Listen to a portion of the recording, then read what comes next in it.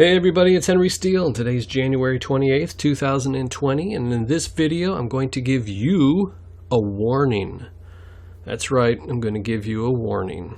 And it's not really a warning to the middle of the road or advanced researchers, but to the beginning researchers in the trading field.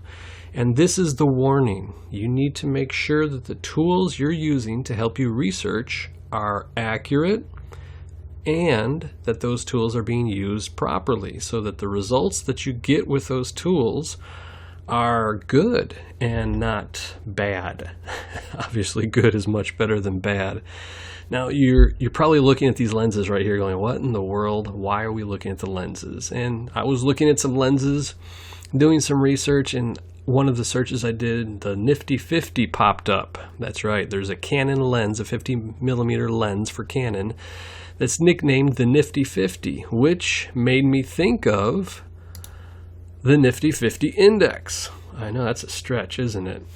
And I got email one time, not too long ago, this past year, by someone who had done some research on the Nifty 50 with a specific drawing tool. I'll show you that here in a second. And the conclusion that they drew from the information they were getting from using this tool was bad because they were not using the tool properly. And so, long story short, they learned a lesson from that, and that was to make sure you know what you're doing with the tools. It's pretty simple, but a lot of people in the beginning stages make mistakes like that. So I'll go ahead and use the Nifty 50 to give an example. The specific thing that they were doing was using the candle measuring tool. It's like this tool right here.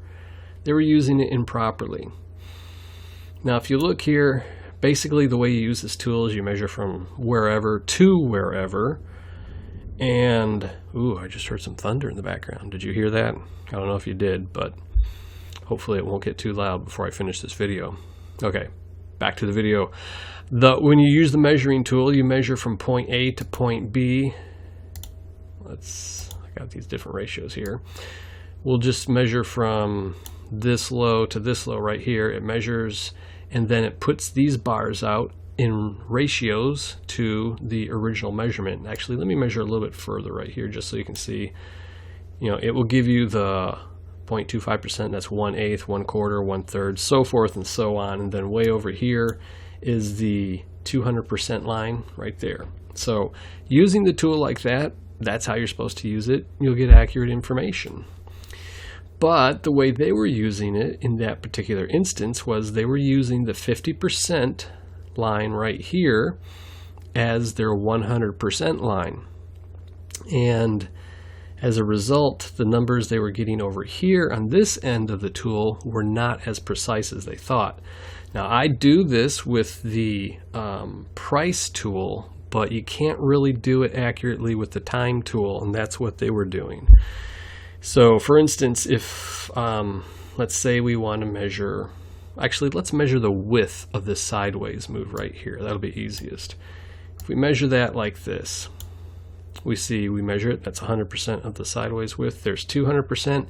It lands on this little bitty spinning top looking candle right up there, that little green candle, right? Well, the way they were doing it is they were measuring using the 50% line like that. And then their 100% line was what they were using for double the 50% line. That makes mathematical sense, right? The only thing is the precision of this tool when you use it this way is 2 candles. And here's what I mean. Notice how this 50% line stays on this candle, but the 100% line actually moves back and forth. Remember how we measured and it was on this candle before? Now it's on this candle. Watch how we can move back and forth between these 2 candles, but it stays on this line right here. So when you use it like this, you can't tell for sure necessarily which of these 2 candles actually is the 100%. Now we know it's this one because how we use the tool properly over here. But they weren't doing it that way. They were doing it this way, which gave them, they were off right here. Actually, they were off significantly because they were doing a lot of candles. They were measuring a lot of candles. This is just very basic to give the example right here.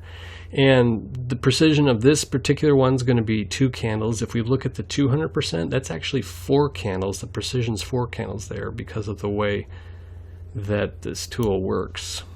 So this is just one of the examples of using a tool, and in your mind you think, oh, well, of course that equals the same thing because of the math involved, but in application it doesn't quite. Another example, a classic example in the Gann field, would be the 45-degree angle. I mean, that's Gann's magic bullet angle, right? That solves all problems right there. That's a joke, by the way. And so this angle right here, we'll notice that it like barely touches this candle right here. But as we scroll, we see that the precision changes, not the precision, but the actual placement, I should say, of this line changes relative to the price action. That's because the scaling is changing. The market, or the program that's displaying the information for the market right here, will automatically scale to make it fit, all the price action fit. So in order to use a degree line or an angle at a certain degree, you have to go into the settings and lock the price ratio at whatever ratio is important to you for whatever reason at that time. So that's another example, and that's really all I need to give because this is not a hard concept.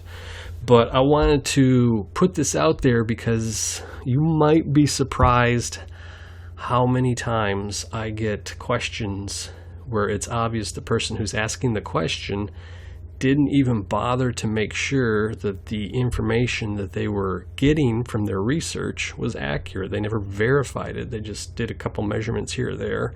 Or it may have even been a lot more than a couple measurements, but they were using a tool improperly without realizing it just because they don't have the experience for the most part. And then their data that they received from that was bad. So the warning I'm giving you is to pay attention to the tools that you use to help you do your research and make sure, number one, that you're using the tool properly, and number two, that the tool is actually accurate for what you're trying to measure with it.